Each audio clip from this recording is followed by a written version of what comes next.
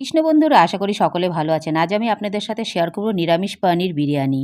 পনির বিরিয়ানি মধ্যে আমি ফুলকপি, সোয়াবিন, আলু সবই দেব। তো একে একে সব কিছু ভেজে উঠিয়ে নিয়েছি। অন্য গ্যাসে জল গরম করে তার মধ্যে তেজপাতা, দারচিনি, লবঙ্গ, বড় এলাচ, ছোটো এলাচ দিয়ে সামান্য ঘি দিয়ে বিরিয়ানির চাল ছেড়ে দিলাম। 75% হয়ে যাবে, তারপরে নামিয়ে নিতে হবে। অন্য গ্যাসে আমি ভাজা সবজিগুলো দিয়ে বিরিয়ানির সবজি রান্না করে নিলাম। কাজু, বাদাম, কিশমিশ দিয়ে দিলাম। সব মশলা দিয়ে কষিয়ে জল দিয়ে দিলাম সামান্য পরিমাণে। ফুটে উঠলে দিয়ে দিলাম ভাজা পনির। এভাবে করে আমি ঘি গরম মশলা দিয়ে বিরিয়ানির সবজি রান্না করে আমি নামিয়ে রাখলাম। এদিকে সমস্ত লিকুইড দিয়ে গোলাপ জল, কেওড়া জল, মিঠা আতর, ফুড কালার দিয়ে আমি লিকুইড তৈরি করে নিলাম। এরপরে হাঁড়িতে ঘি মাখিয়ে নিলাম। প্রথমে ভাত দিয়ে দিলাম। সমান করে ভাতগুলোকে সাজিয়ে নিয়ে তারপরে তৈরি করা সবজি দিয়ে দিলাম।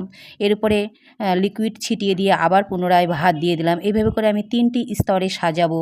ভাত, তরকারি, ভাত, তরকারি এইভাবে করে 3টি স্তরে সাজিয়ে সবার উপরে দিয়ে দিব বিরিয়ানির মশলা, তৈরি করা লিকুইড আর হচ্ছে ঘি। এরপরে আমি 15 মিনিটের জন্য দম দিতে বসাবো, উপরে চাপা জিনিস দিয়ে দম দিতে বসাবো আমি। তারপরে 15 মিনিট পরে নামিয়ে নিয়ে ভগবানকে নিবেদন করে দেবো। এত টেস্টি হয়, বাড়িতে একবার হলেও এই নিরামিষ পনির বিরিয়ানি ট্রাই করে দেখবেন, খুব ভালো লাগবে। আজকে এই পর্যন্তই। সকলে ভালো থাকবেন। হরে কৃষ্ণ।